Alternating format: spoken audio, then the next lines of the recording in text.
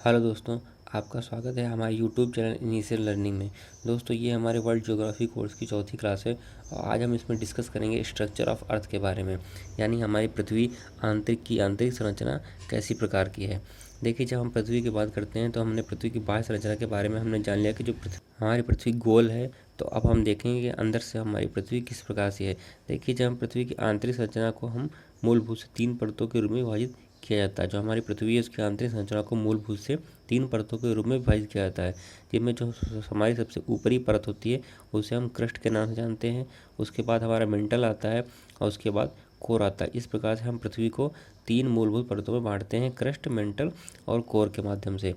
देखिए, जो हमारा क्रस्ट भाग होता है इसी पे हमारा जलाशय, कॉन्टिनेंट और हमारा हम इस पे रहते हैं, पेड़ पौधे, ज्वालामुखी सब हमारे क्रस्ट वाली सरफेस पे ही होते हैं। और जो मेंटल वाला सरफेस होता है, मेंटल ये द्रवित अवस्था में होता है और इसमें मैग्मा भरा होता है। यही मैग्मा ज्वालामुखी विस्फोट से जब बाहर निकल के आता है तो ये धरती पे लावा कहलाता है। और जो पृथ्वी का सबसे भीतरी भाग है ये कोर कहलाता है। ये बहुत ही ज़्यादा गर्म अवस्था में है।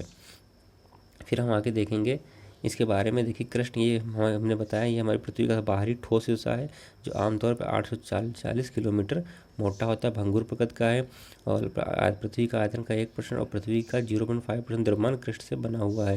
देखिए, क्रस्ट में सिलिकॉन और एल्युमिनियम की अधिकता के कारण इसे हम सियाल परत भी कहते हैं। सिलिकॉन और एल्युमिनियम की अधिकता के कारण इसे हम सिलिकॉन क्रस्ट सियाल के नाम से भी जानते हैं। और जो मेंटल होता है, मेंटल क्रस्ट के बाद आता है, मोटाई है 2900 किलोमीटर तक होती है। मेंटल में सिलिकॉन और मैग्नीशियम की अधिकता कारण इसे हम सीमा परत भी कहते हैं। मेंटल को सिलिकॉन और मैग्नीशियम की अधिकता कारण इसे हम सीमा परत भी कहते हैं। नेक्स्ट जो हमारा कोर आता है, ये पृथ्वी का सबसे भीतरी भाग होता है और इसमें निकिल और आयरन की उपस्थिति के कारण इसे हम निफे परत के नाम से भी जानते हैं। इसमें दो भाग करते हैं, एक होता है आंतरिक कोर और एक होता है बाह्य कोर। इस प्रकार से हम देख रहे हैं, जैसे ये हमारा सबसे ऊपरी भाग क्रस्ट हो गया, फिर बीच में जो हमारा ये भरा हुआ ये हमारा मेंटल हो गया, फिर अंदर ये हमारा कोर हो गया, जिसमें बाहरी जो होता है उसे आउटर कोर और सबसे अंदर की तरफ जो है उसे हम इनर कोर के नाम से जानते हैं।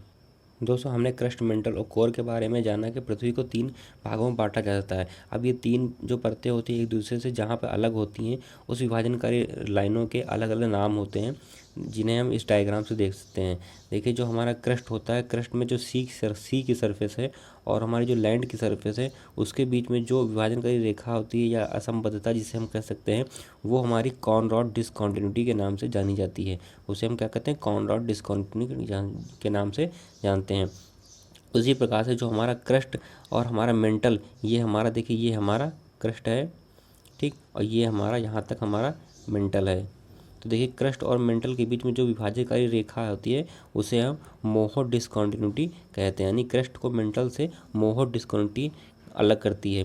उसी प्रकार से मेंटल और कोर को हमारी गुटेनबर्ग असंबद्धता एक दूसरे से अलग करती है। मेंटल और कोर एक दूसरे को गुटेनबर्ग असंबद्धता के द्वारा अलग करते हैं।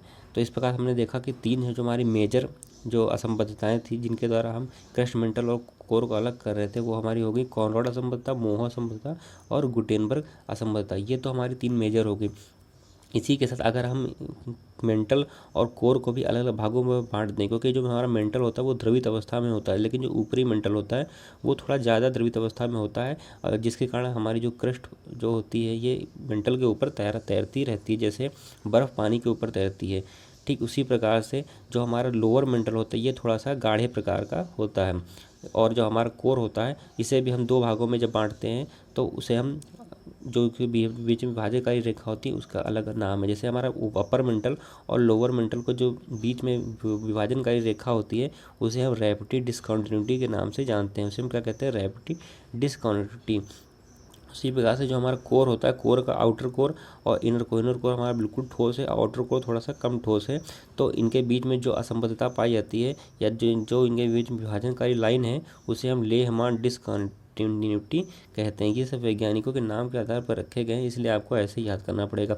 देखिए, इसको याद करने की सीधी अगर ट्रिक हम बताएं तो इसको याद करने की सीधी ट्रिक है, आप इस प्रकार से मिस्टर गोलू करके आप इसको इस ट्रिक से आप याद कर सकते हैं बहुत आसानी से।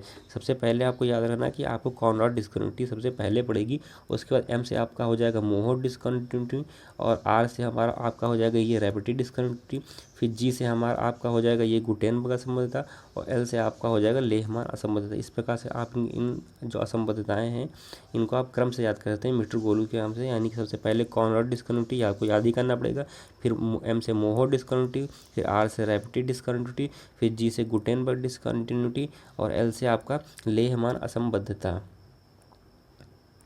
इसके अन्य नामों में हम देख लेते हैं, जैसे हमारा ये सबसे क्रस्ट का जो ऊपरी भाग होता है और थोड़ा सा मेंटल का हिस्सा, इसे हम मिला कर हम लिथोस्फेयर के नाम से जानते हैं, लिथोस्फेयर के नाम से। उसके बाद हमारा आता है एस्थेनोस्फेयर, ये बिल्कुल पिघली अवस्था में होता है और अक्सर ज्वालामुखी जो मैग्मा होता है वो यहीं से आता है। उसका अपर मेंटल और लोअर मेंटल को कंबाइंड रूप से अगर देखें तो उसे हम मेसोस्फेयर के नाम से पढ़ते हैं, और उसका आउटर कोर और इनर कोर को हम एक कंबाइंड रूप में अब हम बेरिस्फेयर के नाम से भी कहते हैं। दोस्तों, हम टेम्परेचर और प्रेशर की बात करेंगे। देखिए, जैसे जैसे हम धरती में अंदर की तरफ हम जाते हैं तो हमारा टेम्परेचर और प्रेशर दोनों बढ़ते हुए हैं। देखिए, इस प्रकार से ये हमारा टेम्परेचर ग्राफ होता है और ये हमारा प्रेशर ग्राफ होता है, जो धीरे धीरे गहराई पे जाने पर बढ़ता हुआ दिखता है कि ये हमारा टेम्परेचर ऑफ अर्थ है। देखिए, टेम्परेचर ऑफ अर्थ, देखिए इसमें साफ साफ लिखा है, जैसे जैसे हम गहराई में जा रहे हैं हमारा टेम्परेचर इंक्रीज हो रहा है, और जो हमारा सबसे जो कोर में हमारा 7000 केल्विन तक हमारा टेम्परेचर चला जाता है। इसमें हम इसके बारे में कुछ हम देख लेते हैं। एक गहराई में वृद्धि के साथ साथ तापमान में वृद्धि खानों और गहरे कुओं में देखी गई है। पृथ्वी के आंतरिक भाग से निकले पिघले हुए लावा के साथ ये साक्ष्य इस बात का समर्थन करते हैं कि तापमान पृथ्वी के केंद्र की ओर बढ़ता है।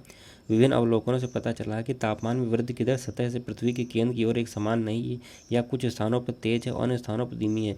इसका मतलब कि जब हम पृथ्वी पर जाते हैं अंदर की तरफ, तो ऐसा नहीं कि हमारा टेम्परेचर लगातार एक समान वेग से बढ़ता जाता है। वो कहीं पे ज़्यादा टेम्परेचर मिलता है और कहीं पे कम टेम्परेचर मिलता है। लेकिन शुरुआत में सब देखा गया है कि प्रति 32 मीटर गहराई में जाने पर हमारा 1 डिग्री सेल्सियस तापमान की वृद्धि हो जाती है। फिर हमारा प्रेशर की बात करते हैं। देखिए, प्रेशर जो होता है हमारा एटमॉस्फेयर के द्वारा लगाया जाता है, और जैसे जैसे गहराई पे जाते हैं हमारा प्रेशर भी उसी हिसाब से बढ़ता जाता है। ये तापमान की तरह ही दबाव भी सतह से पृथ्वी के केंद्र की ओर बढ़ रहा है। यह चट्टानों जैसे ऊपर की सामग्री भारी वजन के कारण है। देखिए, जितनी ऊपर, जैसे ये हमारी पृथ्वी होती है, पृथ्वी की जब हम अंदर की तरफ जाते हैं तो जैसे जैसे हम अंदर जा रहे हैं हमारा एटमॉस्फेरिक प्रेशर बढ़ता जाता है, दबाव है वो बढ़ता जाता है।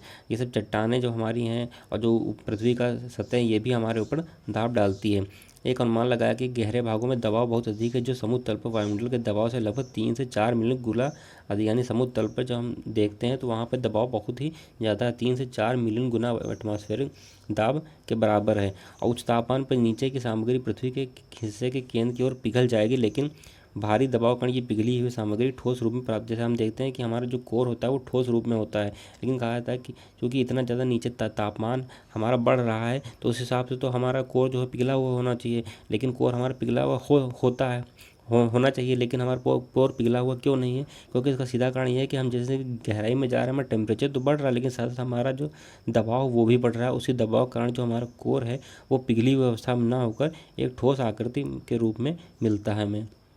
दोस्तों, आज के लिए फ़िलहाल इतना ही। आगे इसी प्रकार हम इस सीरीज़ को आगे बढ़ाते रहेंगे। अगर आपको ये वीडियो पसंद आया तो इसे लाइक, शेयर और कमेंट करें, और हमारे चैनल इनिशियल लर्निंग को सब्सक्राइब करें। और हमसे जुड़े रहने के लिए, लेटेस्ट अपडेट के लिए हमारा टेलीग्राम चैनल ज़रूर ज्वाइन करें। धन्यवाद।